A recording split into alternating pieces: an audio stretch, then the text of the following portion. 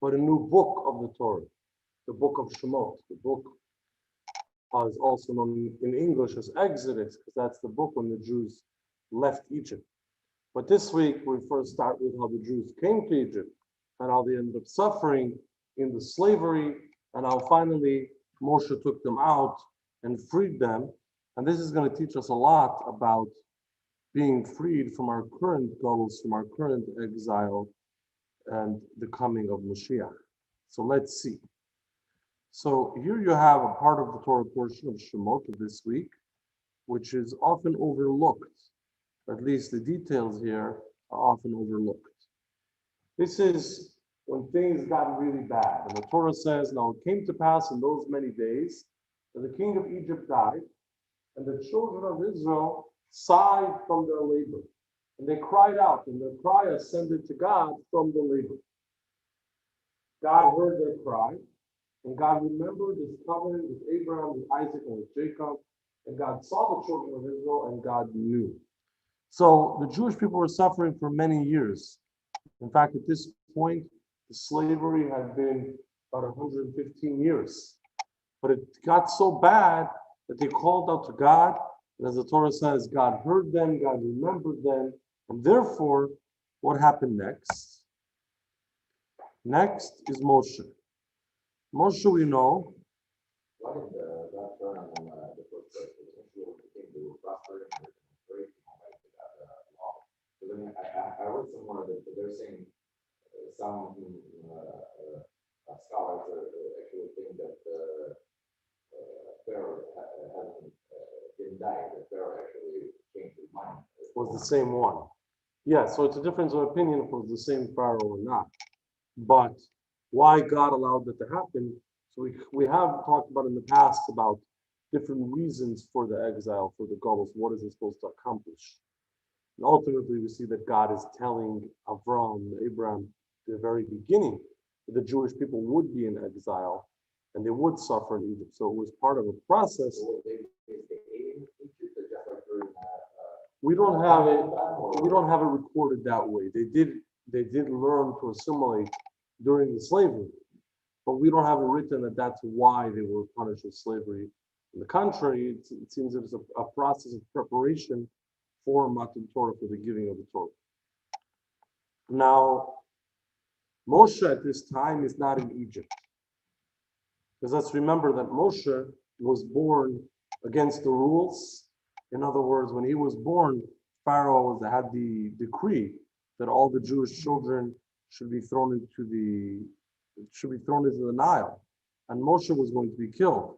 The only thing was that he was born prematurely, so there was some time before the Egyptians knew that a baby would be born in this house at the end of 9 months. And when that time did come, his mother put him in the basket and put him in the Nile. And later, as the Parsha tells us, the princess, the daughter of Pharaoh, took him out and raised him. Ultimately, he came out to the Jewish people and actually killed an Egyptian taskmaster who was beating a Jew. And Pharaoh wanted to execute him. So therefore, he escaped and he ends up in Midian, which is the other side of Israel. And he gets married there to the daughter of Yisro, who we'll later encounter more in the Torah. And he is the shepherd of Yisro's flock. So he's not in Egypt. He's just a shepherd at this time in a totally different location. And he's shepherding the flocks through the open area. And let's see. So Moshe was pasturing. I'm going to share this.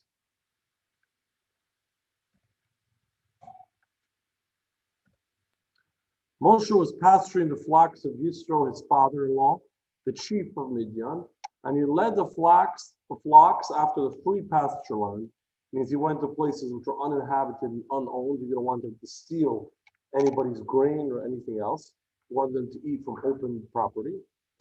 And he came to the mountain of God, to Horeb. So he moved so far with his flocks that he left Midian down southwest to the Sinai Peninsula to somewhere which later became Mount Sinai, the place where God revealed himself, which is what we call it, the mountain of God. An angel of the Lord appeared to him in a flame of fire from within the thorn bush. And behold, the thorn bush was burning with fire. but the thorn bush was not being consumed. So Moshe couldn't understand what's going on. There's a thorn bush. Now thorns are dry desert plants. They burn up very quickly. But the thorn bush is not only not burning quickly, it's not burning at all. The fire is burning and burning, but the bush remains intact. So Moshe said, let me turn now and see this great spectacle. Why does the thorn bush not burn up? It should burn, it should be gone. The Lord saw that he had turned to see, and God called to him from within the thorn bush, and he said, Moshe, Moshe. And he said, here I am. And now he's actually hearing the communication from God, which was new to him. And he said, do not draw near here. Take your shoes off your feet, because the place upon which you stand is holy soil. And this is his first communication with God, or the beginning of his career, you might call it. What happens? God says, and he said, I am the God of your father, the God of Abraham, the God of Isaac, and the God of Jacob. And Moshe hid his face because he was afraid to look toward God. And the Lord said, I have surely seen the affliction of my people who are in Egypt, and I've heard their cry because they're slave drivers, for I know their pains. So I heard them, they called out to me as we just read. And I heard them, I feel for them, I'm going to do something about this. I have descended to rescue them from the hands of the Egyptians and to bring them up from that land to a good and spacious land, to a land flowing with milk and honey, to the place of the Canaanites, the Hittites, the Amorites, the Perizzites, the Hivites, and the Jebusites. So I'm coming down, I'm coming to be present. God's hand will be revealed, the miracles will happen, I'm going to rescue them. And now behold, the cry of the children of Israel has come to me, and I have also seen the oppression that the Egyptians are oppressing them. So now come, and I will send you to Pharaoh and take my people, the children of Israel, out of Egypt. All right. So what we do to see here is something interesting. Like I say, something that gets overlooked. Moshe didn't just show up one day, and God didn't just come one day and say, the Jews are suffering, go free them.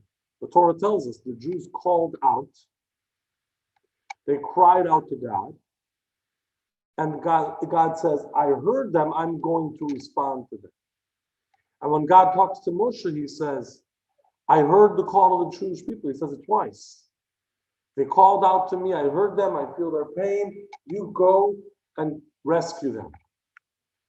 So we have a very strong connection to the Jews calling out and God liberating them. It's not just the time came, God decided enough is enough, but actually because of their prayer, because of them calling out, that's how they end up being free.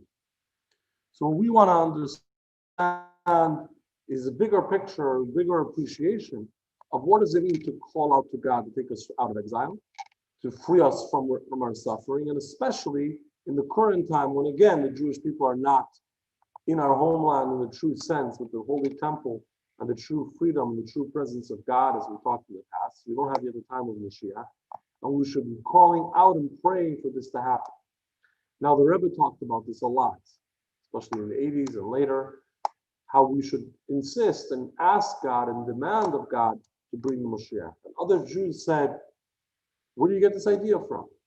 But actually, it's right here in the Torah where the Torah says, call out, you called out, and I respond to that.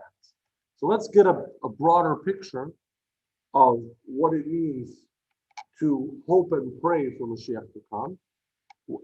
But starting with a step back of what does it mean, the core belief that Moshiach is going to come. And we'll see some of these very powerful words of the Rambam that you have here about this. So in other words, before we talk about the anticipation, hoping, and the prayer, and the calling out to God that he should bring the Moshiach, we're going to talk about the very belief in this concept of the coming of a Redeemer, of a liberator called the Moshiach, and a better time, the Geula, the time of redemption, which lies ahead. So Rambam, Maimonides, who not so incidentally, today, the 20th of Teves, is his yahrzeit, the date of his passing. Rambam lived just short of 70 years, during which he accomplished many lifetimes worth. And today would be his yahrzeit, the day of his passing. So it's appropriate that we study a passage of his works. Maimonides writes in the Laws of Kings, which he concludes, this is the final section of his book, which covers all the laws of the Torah. And he concludes the laws of kings with the laws of the final king, the king Moshiach. One who does not believe in the Moshiach or does not await his coming denies not only the statements of the prophets, but also those of the Torah and Moses, our teacher. So it's natural to assume that a lot of the prophets talk about the coming of Mashiach. If you pay attention in the synagogue in the shul on Shabbat, when the Torah is read from the prophets, you'll see a lot of prophecies about the time of Mashiach. So you would assume that somebody who doesn't believe in the coming of Mashiach is at odds with those prophecies. But Rambam says not only that, but that would contravene, that would be in opposition to and in denial of the Torah itself and the words of Moshe, the very first and greatest of all prophets. For the Torah testified to his coming. As the passage states, God will bring back your captivity and have mercy upon you. He will again gather you from among the nations. So it's not something the prophets only talked about later on, but the very Torah itself, right here in the Ark, 5 books of Moshe, the original Torah, let's say, before the prophets, which came later, discusses the coming of Moshiach and promises us that God will bring us back. So somebody who rejects this is actually rejecting a belief of the Torah itself. But Rambam goes a step further, because Rambam writes, in what here this is rewritten, but this is the ideas of Rambam's principles of faith. So in his introduction, in one of the sections of the Talmud, Rambam writes 13 principles of the faith of the Jewish people, 13 principles of Judaism. There are 613 mitzvahs, and many, many details and many teachings and many traditions. But there are 13 foundations without which Judaism is incomplete. For example, the belief in the prophecy of Moses, the belief in God himself, very fundamental ideas. The 12th one, Rambam writes, and this is redone as a prayer, I believe with perfect faith in the coming of the Moshiach. Although he has tarried, I will await him every day. So what do we have here? The coming of Moshiach is actually one of the principles of faith, one of the foundations of the belief of the Jewish people, and one of the foundations of the Torah, where in other words, the Torah and your belief in the Torah are not complete if you're missing that belief in the coming of Moshiach. Why is that? I mean, there are many mitzvahs. And we understand the Rambam Maimonides is saying that this is a part of the Torah itself. But some people don't like other mitzvahs. Some people, maybe they don't like tefillin, or they don't like some of the rules of the Shabbos, or whatever it is. Rambam doesn't say that that's a foundation, one of the 13 foundations. Yes, somebody who rejects those is rejecting part of Moshe's teaching, part of the Torah itself. But here we say about the coming of Moshiach that it's fundamental, it's a foundation of the Torah and of Jewish belief. Without that, without the foundation, the building crumbles. Why is it so central? Why is it so important? Seems like for almost 2,000 years now, we're doing just fine without it. Or even if not just fine, shall I say, we're actually suffering a lot. But Judaism, we're serving God, we're doing the mitzvahs to the best we can, and God appreciates that. And as we carry this tradition to our children, and this is how it's been for so long. Why is that Judaism not complete? What's not okay? That we don't have this belief in the coming of Mashiach and that it's going to happen now. Any suggestions? Is the question clear? Okay, so let's understand why this idea is so fundamental, which is also why we talk about it so much, and it's such a goal. Why it's so important that every Jew appreciate this and believe this, and this is such a foundation in the Torah. Let's start with another passage of the Rambam, telling us what Mashiach will do. What will Mashiach actually do? So we know there's a lot of So what they're mentioning as a king, obviously there's no king right now. So could that be just kind of like it's just basically a statement that represents leader of one power, or it's actually going to be a king? Well, it's the next leader of the Jewish people. But there are rules in the halacha and Jewish law that apply to a king differently than to another type of leader. What roles? He has to retire at some point. At some point, he's going to retire. But what roles he will? What roles the Moshiach will play, and politically, shall we say, and which roles will he leave to, other people to administer? I don't know, but he would have the status that the Torah gives to a king, which includes certain interesting laws, like a king of the Jewish people is supposed to always have the book of the Torah with him. It's a reminder that he should follow the ways of God and not like some other kings in those times. Certain laws to kind of keep him to behave because he had a lot of power. So by Jewish law, he would be a king and he would have all those rules and powers. And that doesn't necessarily mean that he's going to dictate the taxes or the transportation or any other of the civil processes in Israel. It could be other people that handle that. That's fine. But it would be the true leader of the Jewish people that would have the status of a king. Are there any other interpretation of canon between other rabbis and the same level of the That's a very interesting question. So usually we have a lot of other interpretations. So he's asking, well, maybe there's another way to look at the coming of Moshiach. In this case, it's very limited. Simply because most of the books don't deal, especially the books of law, don't deal with the coming of Moshiach. They talk about what do we have to do. We have to put the tefillin, we have to study Torah, we have to keep Shabbos. How do we do it? Those are most of the books of law. Maimonides, what's unique among all the rabbis who wrote the law, meaning from the time of the Talmud, to actually study the Talmud and codify it concisely into the laws, into the actual rules, clear what do you do, what do you not do. Maimonides was unique among those rabbis to actually talk about everything, including the coming of Moshiach. So in other topics, you'll sometimes have a debate, and the law will not always follow Maimonides' opinion, although it does 2/3 of the time, or a significant majority. But there could always be others. When it comes to the laws of Moshiach, there's almost nobody else who speaks about it in an authoritative fashion in actually organizing it as law, as opposed to just discussing it and reading about it. So most of what you see in Maimonides is really the last word of the law of the coming of Moshiach. Although we get deep into it, maybe some other time, you'll see some differences where there still is difference of opinion. Either way, Maimonides tells us what it's about. And this is important because there's so much confusion about what is Moshiach going to do, and a lot of it is mystery. But what's the core?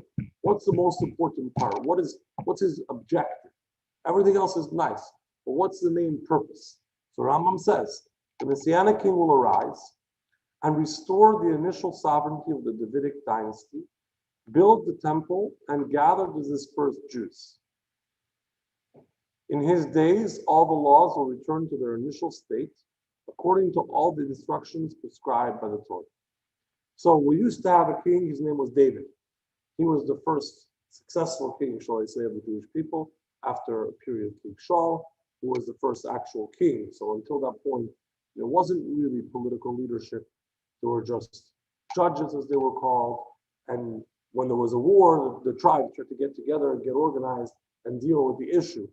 But the central political leadership began with King Shaul and continued more successfully, more broadly, with King David. And that meant practically that King David waged war and succeeded against all the tribes and all the different neighbors who threatened Jewish people.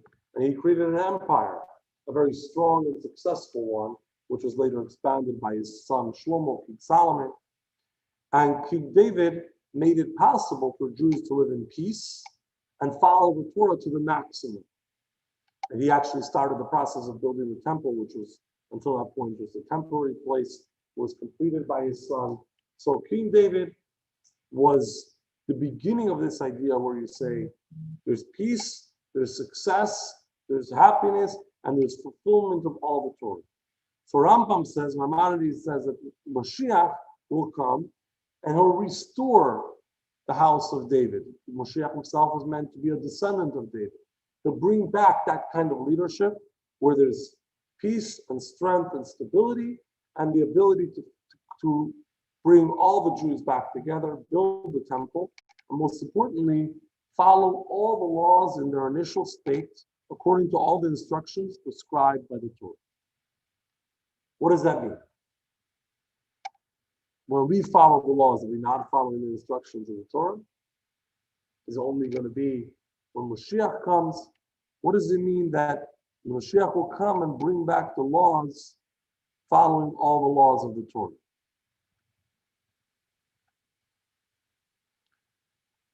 What's missing in the way we fulfill the Torah today, which will change when Moshiach comes? So let's see, and that's going to take this quote that you have here from the Chafetz Chaim. Chafetz Chaim was much later than Rambam and Maimonides. He is beginning of last century in Lithuania. Chafetz Chaim wrote famously books on Shmiras HaLashon, on the laws of speech. A lot of laws in the Torah about what's appropriate and what's not appropriate to say, particularly about another person. He's famous for that, but he also wrote many other books. And he was also a champion of having the Jewish people practically get ready for the coming of the Mashiach as something that's realistically happening soon. And he wrote about this very much. And he writes as follows. If you consider the 248 positive commandments in the Holy Torah, you will find that many of them are denied to us in the diaspora. Many commandments are only practiced in Israel. Others are only practiced when the temple is standing. And yet others are related to ritual purity. There are the laws that pertain to a properly ordained Jewish court, which are also not practiced today. So he's giving examples. These are examples of mitzvahs in the Torah that we cannot fulfill. If you ask a yeshiva student, even a beginner, how many mitzvahs are there in the Torah? He's going to tell you 613, which divides into 248 positive mitzvahs, 365 negative mitzvahs, which means do not. Do and do not. How many of them do you actually fulfill? So the assumption is we try to do them all. But actually, most of them, 2/3 of them, are not accessible to us at this point in time. They're not part of our life. They only existed in Israel in the time of the temple, and when all of the Jewish people lived together in Israel with the king, with all of those rules and leadership, that's when you can follow the agricultural laws, which today we follow mostly as rabbinic decree, but not by the actual rule of the Torah, depending which. That's when you're able to follow the laws of purity and impurity. A Kohen cannot become impure. Any Jew cannot enter the temple when he's impure. Many, many mitzvahs related to that. That's when we bring all the sacrifices. So there are so many mitzvahs. We can never actually do them all because they're not even there to be done. So the soul comes back in a different body and then a different resurrection. Which body that soul appears that divided amongst all bodies that visited, or that's a good and broad question that could be addressed in more than one way. The Rebbe writes about it. One way is, like you say, divided, because the soul is a flame. A flame can be divided and be just as complete as you keep kindling more from it. But without getting into all the options for that, there are a number of them. But either way, the souls keep coming, as you say, to fulfill all the mitzvahs, but only in the period of the exile that we're in right now, you cannot actually cover them, even if you keep coming and you live a very long life, because there are mitzvahs that can't be done. There are solutions for that. If you study the Torah about them, every morning, if you open your Siddur, you'll see the law, the sacrifices. Before the minyan, before the congregation starts together, there's a part we read alone. Those are the sacrifices. Why do we read it every day? Those are the sacrifices they brought in the temple every day. And we read about it as a substitute to performing it in actual real life. But obviously it's not the same. So the mitzvahs are not actually not properly fulfilled. And this divides into two reasons or two ways. There's what the Chafetz Chaim we just read, that you can't fulfill so many of the mitzvahs because they're not available to be fulfilled. We're not obligated. We don't have those requirements at this time because we don't have a temple and all of that. Then there's another component, which is the challenges on the suffering. The challenges and the suffering the Jewish people went through in exile caused a lot of situations where it wasn't practical or even possible to fulfill all the mitzvahs. It's nice to say, and it's true, that in the Soviet Union, for example, Hasidic Jews, members of my family included, risked their lives to perform mitzvahs. But once they got you in Siberia, you can risk your life as much as you want. You're not going to have an etrog for Shavuot, for a sukkah inside. They don't grow in Siberia. You're not going to have one. You're going to miss that mitzvah and many others like it. So the situation throughout history has been that it's often not possible to perform the mitzvahs. Or there's a lack of knowledge as there is today because of all that background. There's also, as the Rebbe talked often, the concept of we fulfill the mitzvahs, but we don't fulfill the mitzvahs with our whole heart and soul in the best way possible because we have other things going on in our hearts and souls. We have other interests. We're pulled in other directions. We have selfish interests, whatever it might be, the challenges that people have in their life. The coming of Moshiach rectifies all of that. The coming of Moshiach gives us back all the mitzvahs. 613 mitzvahs become realistic, become practically relevant. They actually have all the requirements necessary to get them done. B, there's nobody to bother us. There's independence, peace, prosperity, all the blessings that you need to successfully do all these mitzvahs. And C, there's nobody inside to bother us from our own selfishness and our own other interests or temptations that reduce our fulfillment of the mitzvahs or our complete dedication to them. Why? Because at that time, when we have the presence of God, we have that connection, we are overcome with good, and we lose and overpower and transform our negative side. So the first reason really why it's so fundamental, to the belief in Moshiach, why it's so central, is because you really don't have the Torah without it. To fulfill the mitzvahs, both to have them all and to do them properly, you need that point in history. You need that complete peace and freedom, that complete prosperity, and the complete opportunity for all of the mitzvahs. And that's Moshiach's main job. Give us back everything we need to allow us to do the Torah right. Of course, there's fringe benefits to all of that. That piece of prosperity is nice in and of itself. But Moshiach's goal is to restore the complete practice of the Torah for each and every one of us.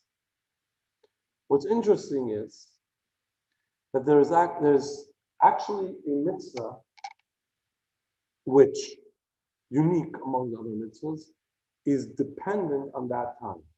In other words, the time of the temple already existed. We were able to fulfill the other mitzvahs then that we're missing today. We're going to get back to that when Mashiach comes. But there's one mitzvah they couldn't fulfill even then. This mitzvah will only fulfill when Mashiach comes, and that itself is evidence, and that itself is one of the proofs that Rambam Maimonides gives that Mashiach will come, because the Torah didn't just say it. Let's see here. With respect to the cities of refuge, the Torah states, when God will expand your borders, you will add 3 more cities. This commandment was never fulfilled. Surely God did not give this command in vain. So what are the cities of refuge? Cities of refuge is a strange and important kind of law. If a person was a murderer in Torah law, there was capital punishment. It was very rare to be a murderer and rare to successfully convict someone of capital punishment. We talked this some other times, but that would actually be his due sentence. What if somebody committed manslaughter? Or in other words, killed someone, but not as an absolute premeditated murder, but by some kind of negligence or accident? What happens then? So that's when he has to go to the cities of refuge. Outside of the cities of refuge, his life is actually in danger because the family members were allowed to take revenge. But in the city of refuge, it's both a way for him to rectify what he did. It's his own kind of punishment and tshuva, his repentance, and it's a secure zone where he was protected from that kind of revenge. So there's a mitzvah the Torah gives us to establish these cities, 6 of them throughout Israel, but there's really more that has similar status, that if the accidental killer and goes to these cities, he's safe there, but he's also required to stay there until the passing of the coin, whatever the rules, in order that he should correct what happened, because that the terrible thing came about even though he did not intend to. However, the Torah says something interesting, as you see here. When God will expand your borders, you will add 3 more cities. So there were 6 cities, but there will be 3 more. What are those 3 more? What does it mean expanding the borders?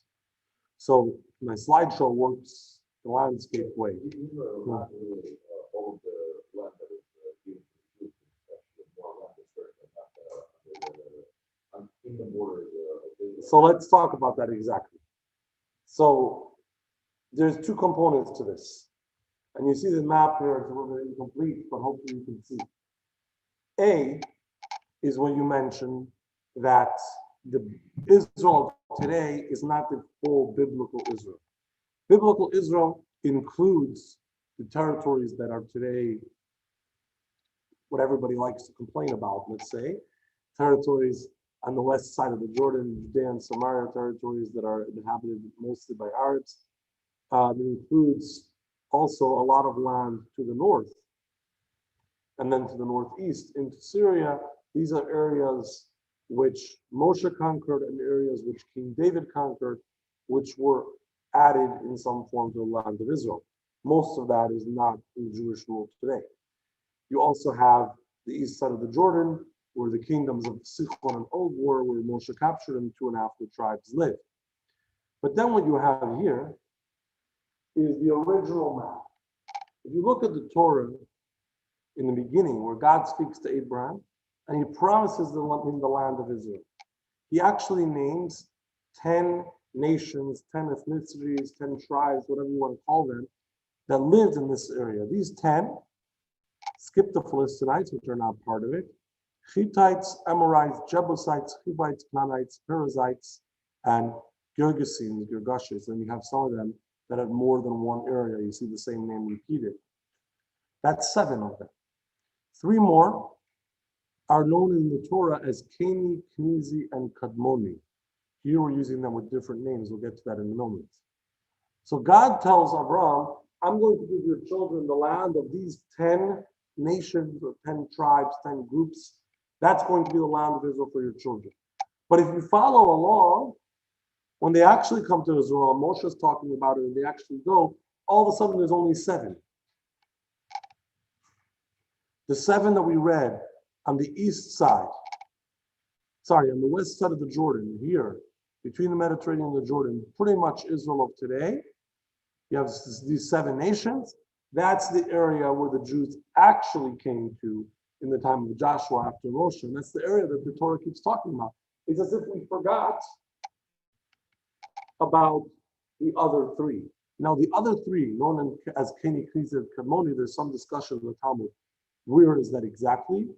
It seems the prevalent opinion is these 3.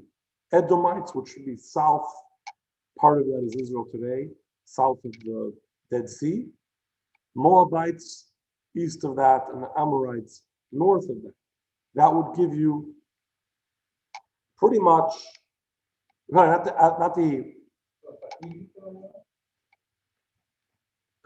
Egypt area, but Saudi Arabia and Jordan. In other words, the 3 additional lands in that region, which would be a part of Israel. That didn't ever happen, even though God promised it to Abraham. The Jews never took over those lands and made them part of Israel. And this is what the Torah is saying here. When the Torah says, when God will expand your borders and you're going to have more of the land that I promised, then you're going to have 3 more cities. So Rambam makes an argument. He says this commandment was never fulfilled. God says in the Torah, when you have the rest of the land, 3 more of these special cities for those lands. But that never happened. So what's the point of the commandment? We never get to do it. It just talk. So Maimonides said, surely God did not give this command in vain. We will expand to that land in the time of the Moshiach. So here we have a unique example where not only we get the opportunity to fulfill all the mitzvahs without all the hindrances and things that get in the way that we talked about, but there's a mitzvah which never came on the table because history was never in that position. Jews never controlled those lands, and only will when Moshiach comes. That will be the time when the Torah is truly complete. The actual territory exists. Maybe nobody lives there. Maybe other people live there, but I'm saying that the territory exists and cities can be built there.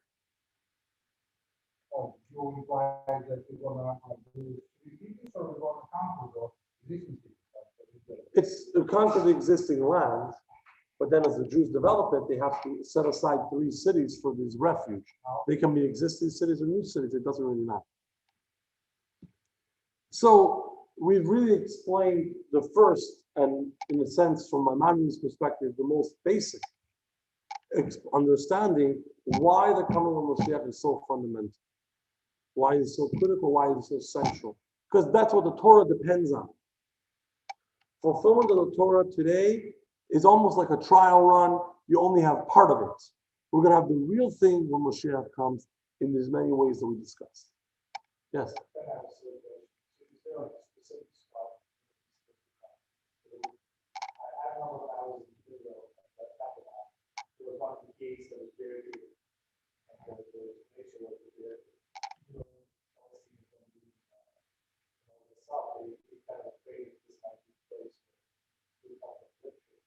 Well, there's some tradition about him going through specific gates.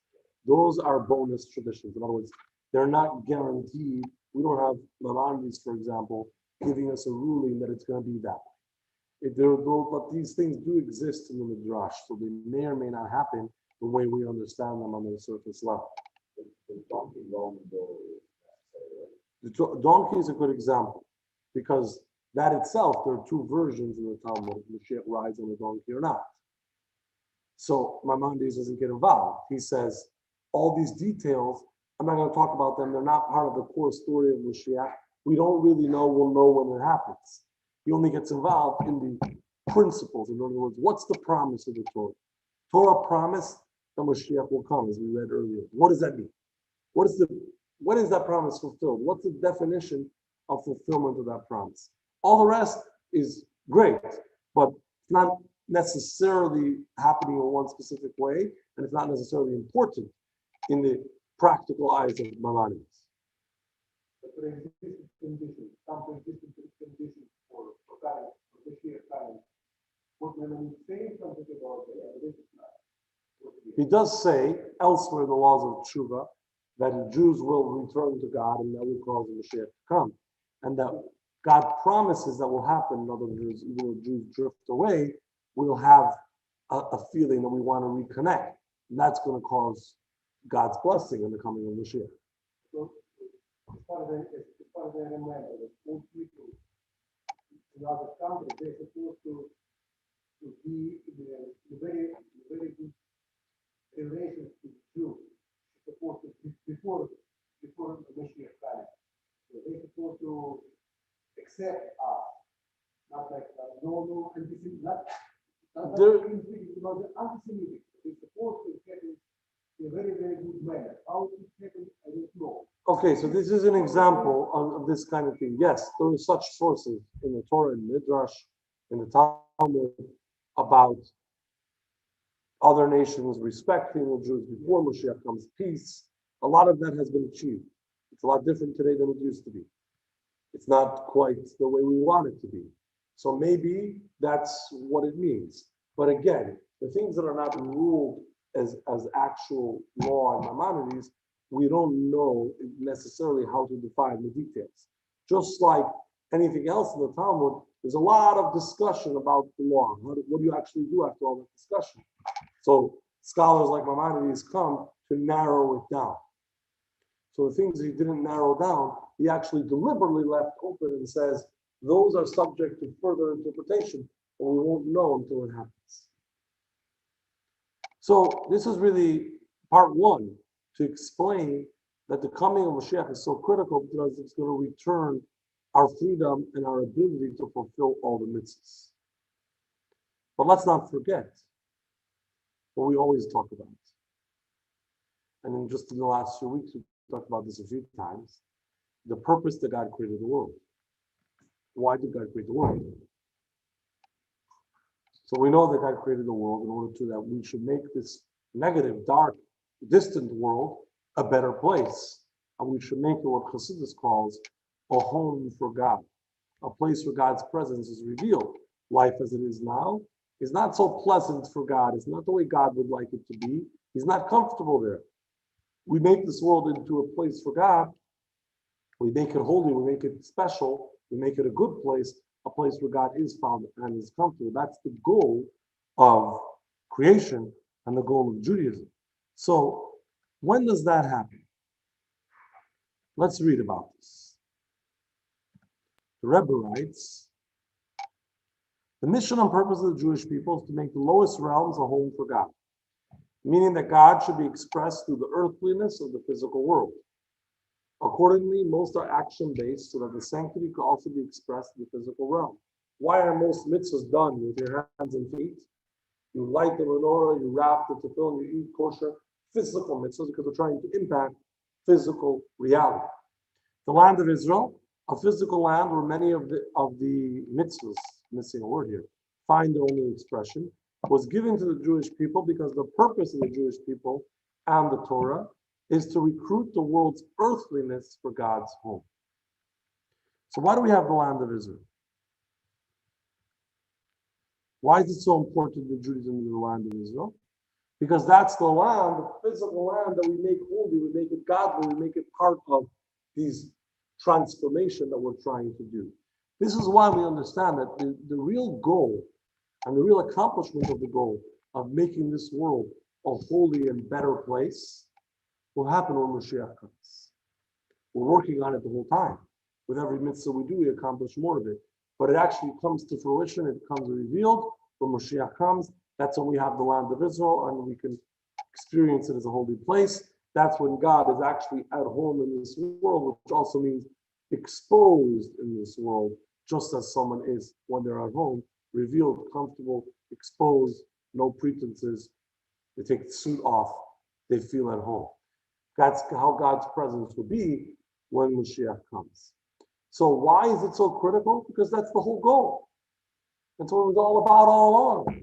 We were trying to achieve this. We were trying to bring about the coming of Moshiach, the better world, the home for God. All the mitzvahs that we do, all the history we went through is all leading to that point. Take that out, you're missing the whole goal that was always God's objective for doing all this. So a Jew might come and say, we're doing our best right now. We're fulfilling the Torah as best as we can. Why is it so critical that we change the situation when Moshiach comes? But no, because the Torah that you're doing now, the mitzvahs that you're doing now are meant to lead to that point. That's the actual objective. You lose sight of the objective. It's like saying, I'm working, I'm doing my job. Why is it important to cash in on the paycheck? Why is it important to take out the dividends? We're functioning well, but all of that functioning is leading somewhere. In this case, leading to that better time. But we say that it's the land of Israel transformed to a holy place to coming of Moshiach. But remember this, what we have here from the prophet Zephaniah about that time, where we say that for then I will transform the peoples to a pure language with which all of them will call on the name of God to worship him of one accord. In other words, the entire world is impacted. Also, the non-Jews believe more in God and connect to God, even though they don't have to fulfill all the Jewish rituals and become Jews. We don't believe in that, but they recognize and respect God and follow that ways. And as you mentioned, make peace with the Jewish people and live peacefully with them. So it's an upgrade and a transformation, not only for us and our land, but for all people. And that's the goal. That's why we're here to begin with. That's where the Torah is headed. Yes, I'm sorry. So they're gonna respect our God or they're gonna respect their own God? Because sometimes,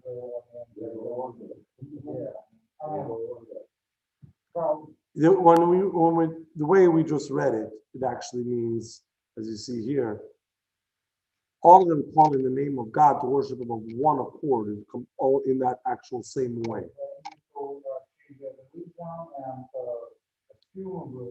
Well, not as important to change the religion was to remove those things that God doesn't approve. Interestingly, Maimonides writes, and this is a controversial, shall we say, passage, which the censors in Europe took out.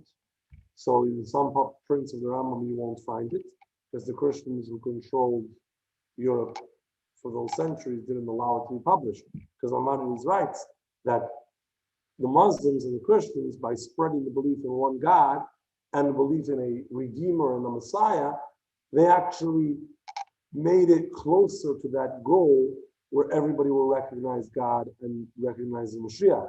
But, as he says, they got it wrong.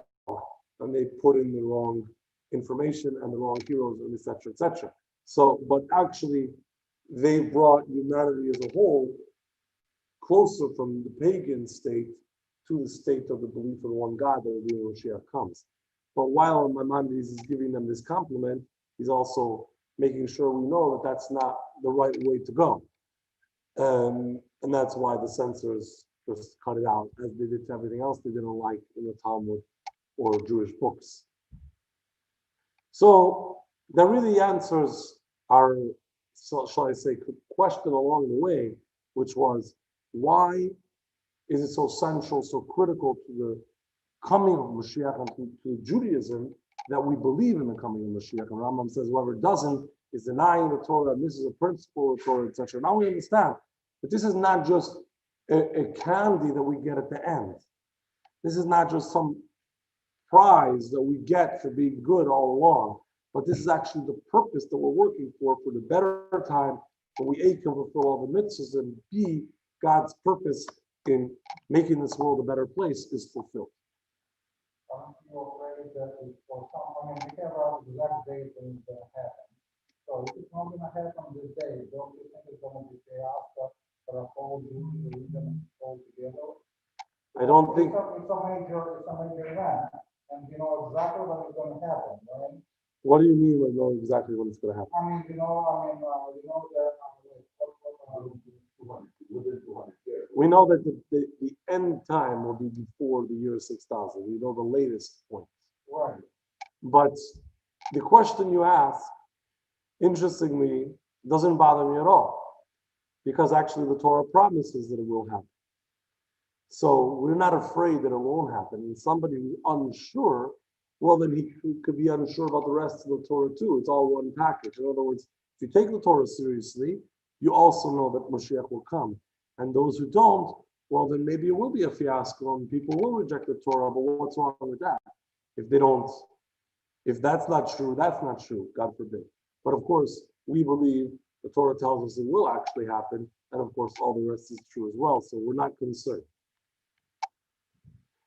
What you mentioned, though, is interestingly a reason why the rabbis in the Talmud did not like when people calculated and said, Moshiach is going to come by year X, which people used to do, and they set a lot of dates which passed already, because you cause people to give up once that time comes, and you can't guarantee it for that time, but you could guarantee that it will ultimately happen. They can guarantee the pre-existing conditions that they started to talk about that couldn't be inspired. Right, you also cannot guarantee the details of how it will happen, but one way or another it will happen. One way or another, in other words, peaceful way or non-peaceful way, better way or worse way. The Talmud says constantly two options: Jews deserve better or less, but the core will be there. You can get that core first class, or you can get it economy class. For anybody still flying. 100 years is a big, I mean, again, look at the history of human beings, I mean, like, 1,000 years and nothing can change really drastically to. I would argue that the last 100 and 200 years, a lot more changed than the previous 1,000. That's true, but it's not even close as it's supposed to be when the Moshiach is time. Okay, but the people who lived in 1821 could not imagine that it was possible to have this much progress and change in those 200 years. Absolutely not. So we also can't imagine that so much can change, but it doesn't mean it can't. That means we just can't imagine. Progress for breeding here, not just science and industry, it's also how the human nature changed and how better we think. Because the values that we do have today in a society, in the Jews, are completely different. They were 200 years ago, 500 years ago, or 1,000. I mean, during the temple time, they went down so low that they were children for Christ. Now Jewish families are known as the most value of keeping family. So this is an important topic of how much progress we made, but it deserves a full class to discuss how much we accomplished, because together with that is also losses and negative things that are going on. So we have to explain all of that and how does it all point to the coming of Moshiach and not the opposite. But yes, very, very important point. But I want to return to the quote we had earlier, because there's something that we didn't focus enough on. The quote from the Rambam that essentially we started with makes a very strong statement, not only about the belief in Moshiach, but about anticipating the Moshiach. Look again at the beginning here. One who does not believe in Moshiach, or does not await his coming, denies not only the statements of the prophets, but also those of the Torah and Moshe, our teacher. So someone who doesn't believe in Moshiach is opposing the Torah, but also someone who does not await his coming. So Rambam says, you not only believe it's going to happen, but you're waiting for it. You're anticipating it. You're eager for this to happen. It's on your mind and on your heart. Not only you believe, it's on file, but you actually anticipate it, focus on it, desire it, and try to get to it. Let's see more. Rambam writes again in the introduction in that section of the Talmud. The Rambam describes as part of the fundamental faith to believe and to affirm that he will come, and not to think that he will be late if he tarries, await him. So the Jewish belief in Moshiach is not only that Moshiach will come, but that we should be anticipating that coming and expecting it now, expecting it soon, expecting it to be close, and interested in that and desiring it. Continuing on, the Rebbe writes, every Jew recites in his daily prayer, we hope for your salvation all day long. This means that we await and hope all day long that the redemption will literally come immediately. The wording we use is that we wait for it all day. We say this in the Shemona Esrei 3 times a day. We wait for it all day, which means A, we're focused on it and we're excited about it all the time, and B, we actually expect it to happen all the time. We're in constant expectation because something that's going to happen in 5 years, you write it down in Google Calendar and you hope that Google is still there in 5 years to remind you that you have that appointment. You don't deal with it all the time. You deal with what's now, current deadlines, and current issues. When you say, I'm desiring it all day, every day, that means you actually expect that it could and will happen that soon. It's that realistic. It's that much now that I'm constantly interested in this now. The Rebbe spoke about this a lot. And there were some Jews who said, no, when we say we hope for it all day, or we believe every day, as we read earlier from Maimonides, it means that every day we have that belief, but we don't know when it's going to happen. We believe that it will be at some point. The Rebbe made an interesting argument. This is a prayer. We're asking God to send the Moshiach. And we're saying we await for this all day, every day. It's a prayer that we pray. In the same Shemona Esrei, we also ask God to heal the sick and to bless the years of the good economic year, etc., etc. So what happens when we ask God to heal the sick? Somebody has a relative who had a heart attack, and he prays to God to help him. Does he pray to God and say, I'm praying that you should heal him on your own schedule, maybe in 10 years, maybe some other time, but I believe that you will help me, and I pray that you will help me. It's not what somebody's asking for. If somebody has a relative in that situation, a very close family member, he doesn't just pray, God, take care of it on your own schedule. He says, please help me out. This is dangerous. This guy's going to die. When we say as a prayer, a couple lines later, we're anticipating the coming of Moshiach. We mean, let's do this now. We mean reality. We mean something current. And we say this in the prayers almost constantly. There's about 20 times built into the prayer of every day that we're praying for the coming of Moshiach. We already know now that it's so central and so important that it makes sense. But we're constantly asking for the coming of Moshiach, which we think maybe is a prayer, a wish that we have.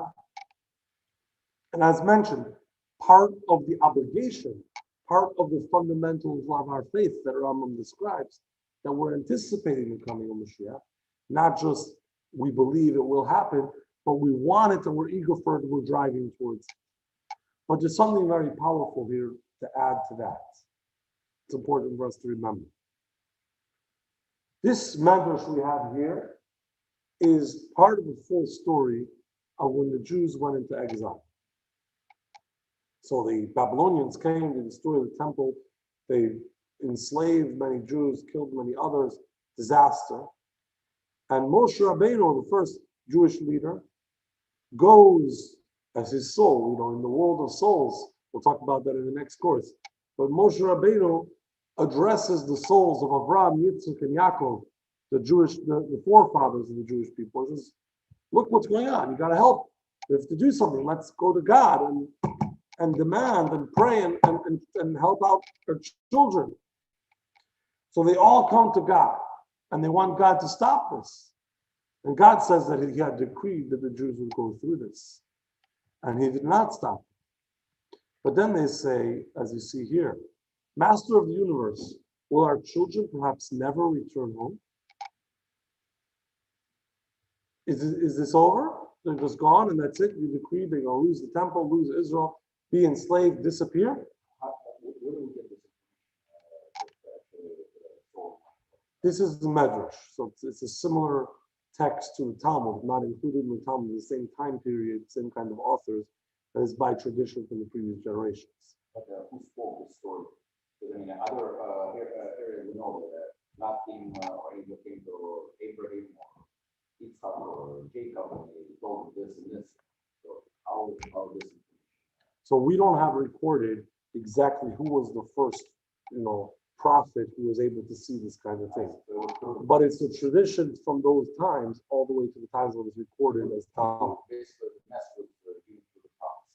Yes. But we don't know, we don't have it written from them, but written at the end of the line. So God replied, don't speak this way. As soon as a generation arises that awaits my kingdom, they will be immediately redeemed, as the passage states. And there is hope for your future, says God, and the children will return to their borders. So when you hope and pray, when there's a generation that awaits my kingdom, that wants God's presence, that wants that connection, that wants the coming of Moshiach, that will make it happen. In other words, it says here, God is saying, what do you need to do? What causes the Moshiach to come? What makes that change? Asking for it, desiring it, awaiting it, hoping for it. Exactly as we read in the story of Egypt in our parsha where we started. The Jews called out to God, they said, get us out of here, and God responded. When we call out to God and truly hope and pray for that time of coming of Moshiach, even though it may be different to us than the reality that we know, that's when God responds to this. We see this very interestingly also in other texts. See, for example, this medrash. If Israel's only merit is their hope for the redemption, they'll be worthy of the redemption, the merit of their hope alone. Let's say the Jewish people don't do the right thing, not in good shape. Maybe they don't deserve Moshiach to come. But as long as they're anticipating it, they believe in it, and they're hoping and praying for it, that's enough of a reason for God to say, these guys deserve it. And you have this in the prayer. If you open the Siddur, and some of you have next to you, you can see this in the daily prayer, and you see how it is and what we read every day, but it's the same words we have here. Page 50 on the bottom, you have this blessing, Samach David Avdi. Yeah, same in the Russian and the English. Praying for the coming of Moshiach. What do we say? So not in the gray box, but in the regular blessings. Speedily cause the Zion of David to flourish and increase his strength by your salvation, for we await your salvation every day. We say, bring the Moshiach, bring the good times. Why? Because we're waiting for it. You ever have a child say, give me a lollipop? Why? Because I want it. What kind of reason is that? Because I asked for it. But we say that to God. For we await your salvation every day. Because we're waiting for it. Because we ask for it. Because we hope and pray for it. That itself is enough of a reason that we should get it. That is the very hope, the very belief, and the very prayer causes it to be. So when we pray for the coming of Moshiach and we insist, as the Jews did in Egypt, that we reach the limit, we got to get out of here, that itself causes the Moshiach to come. Actually, before we watch the video of the Rebbe talking in this way, it takes a little bit of explanation. Why is it? What's so powerful and what's so meaningful and so important about the prayer and the hope for the coming of Moshiach, that this itself has the ability to make it happen? Why? But there's a rabbi, he's still around, he gives a lot of talks, and he gives an interesting analogy to the story of the Jewish people. It says, once a fellow gets married to some wonderful girl, maybe not so wonderful, each one have their own opinion, but they get married, and they're married for one night, gets up in the morning, he says, this is great, I gotta go on a long trip, I'll be back, I'll see you later. And he goes, and he doesn't come back, and days and months and years pass by. He's gone, everybody forgets about him. Or some people don't, but he's not there. 3,000 years later, obviously this is not a real story, but in the analogy, 3,000 years later, the guy shows up, comes back to town, and there's still a town. That's already a big deal. There's still a town there. And he comes and he finds the house, and the house is still there. And he comes inside, and his wife is still there. And she says, welcome back. And he says, oh, so nice to be here. And he just sits down as if it's the most normal thing, 3,000 years later. And she serves a meal, and she brings soup. And he puts the spoon in the soup, and the soup is cold. What do you think he's going to do? Complain that the soup is cold? You can't complain the soup is cold when you show up 3,000 years later. You got to be thankful that the city is still standing, that the country still exists, that she's still interested in you, and that there's even a house here and a soup to begin with. You're not going to complain that the soup is cold. God revealed himself, communicated to the Jewish people 3,330 and a few months, 3,333, I should say, years and a few months ago, or a few months short of that. And he gave us the 10 Commandments, and he talked to us, and then he disappeared. And for a while there were prophets, and then they disappeared too. And we're just supposed to survive and keep doing the mitzvahs. Obviously the soup is going to be cold. It's not going to be perfect. But the very fact that we're still there and we're trying to make the suit and we're hoping and praying that he's going to come back and he's going to show us the better times, that's enough of a reason for him to show up. That's enough of a reason for him to be thankful and for him to give us all that blessing. When we hope and pray for the coming of Moshiach, we're saying, after thousands of years and everything we've been through, we haven't lost focus. We want him back. That's all. Right. That's after all this time, we're still saying we're anticipating the coming of Moshiach and that God's presence should be with us again, and we're putting our effort into it. Our effort is imperfect. Our soup is cold. We make mistakes, but we do what we can. And that kind of hope and that kind of anticipation and that very prayer that we insist to say we really want the Moshiach to come, that's really enough of a reason that he should give that to us, and it should be very soon. I have two video clips here, both of the Rebbe, both on this point of the anticipation and the calling out, as we've had in our parsha and throughout this class, calling out for the coming of Moshiach. The first is a famous talk of the Rebbe from 1991, which really set off almost a year till the Rebbe's stroke. The Rebbe speaking very strongly and passionately about the coming of Moshiach and how imminent, how soon it's going to be. But it starts off with a painful talk about how long this has been and it's not happening. He makes an argument that if we, the listeners, would truly pray and truly come before God that we want the Moshiach to come, not just because it says in the book that we're supposed to do that, but because we care, God would have already answered that. So let's see that right here. I'm going to share this again. But we learned last time, the sharing is going to give us a little problem. So I'm going to get the speakers. Bear with me.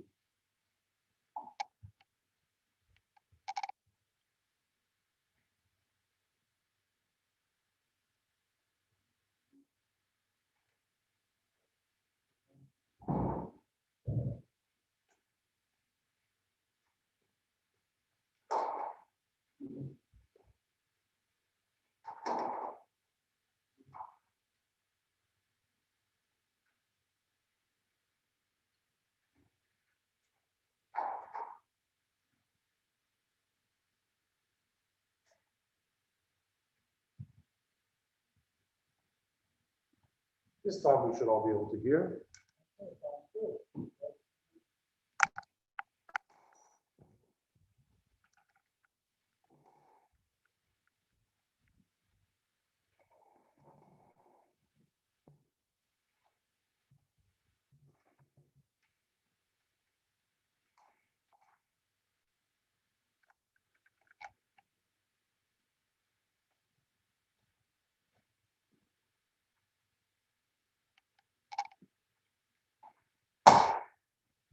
All right.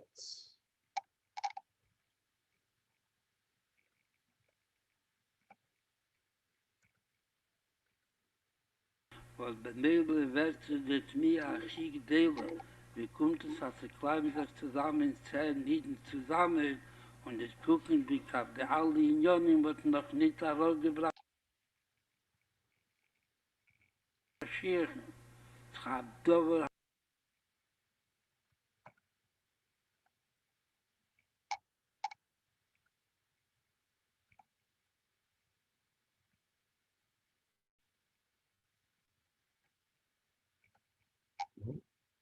Pri eine Moven, klar. Und dann noch, ich komme zu gehen und Luft zu Maswores, dann noch eine Scheibe, mit noch ein Jena verbringen, dann will ich das noch einmal verschreiben, dann noch in seinem Medium, in das Halten und Gedenken, was verschrieben geworden, und dabei bleibt das, und Rachmon Islam ist der Recht, also Hein Banach soll noch nicht kommen, Moshiach, was sagt, also morgen soll noch nicht kommen Moshiach und übermorgen sollten nicht kommen Moshiach. Und mit Freitag und der Eisam soll schreien auf Masse. Und Hulu, immer wohl geschrien mit Hanemes, wohl gemeint mit Hanemes, ist eine sichere Sache, als Moshiach wohl schon lange gekommen, zusammen mit der Gula Mitzis war schlimmer. Was ich kann noch tun, du weiß ich nicht.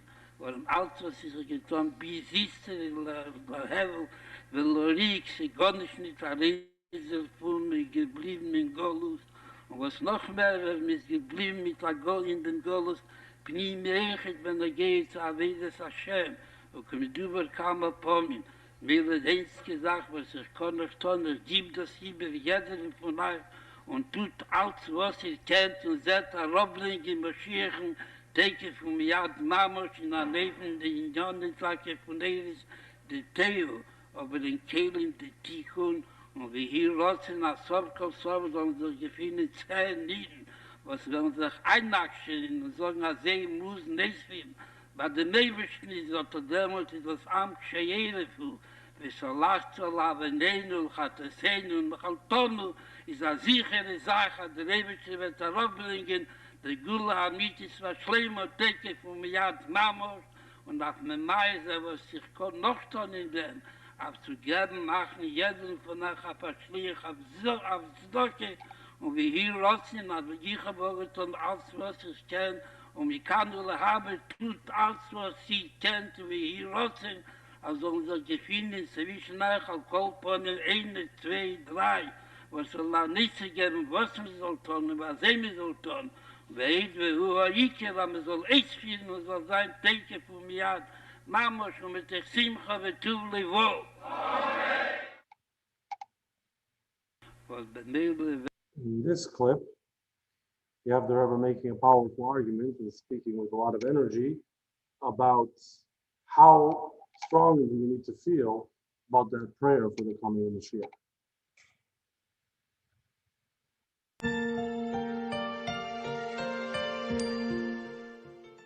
Bekommen sie nicht ein von der Pschätze, das Loch in Teire. Als in Teire steht, nicht allein nie bis am Migdash beyond. Ist Kiele, Kach wie Kach. Stellt mir sich vor, Bischaas, was nicht bis am Migdash. Und dabei steht da Jid, was ist ein harter Ried, ein steiner Ried mit allein woher. Und seht, was ist der Chore bis am Migdash beyond. Wollt sich gekehrt der Welt. Sagt Teiras Hermes und Teiras Chaim, ihr Roba Chaim, Kehra Welt heim. Zusammen damit, wo der Pravis ist, Besis Gimel Tamus, Posten ist Sorgenkin Tainu, und darf sie von mitnehmen Simcha, Al-Kola, Shono, Kula, soll sein, war Watlas, Aweile, Kirche, Davke, Besimcha, und Betuvli, Wo, und Biese, Seise, Biese, Reis, noch näher von den Besis Gimel Tamus von Pharaonen, der andere aber mit noch nicht über sie. Aduru drüber du smart sein in Simcha schon Mitzvah und in Simcha schon Teiro, wird die Simcha Mehare sein, verbrennen die Schireien von dem Golus und wird erreichstellen dem Alef in Golus.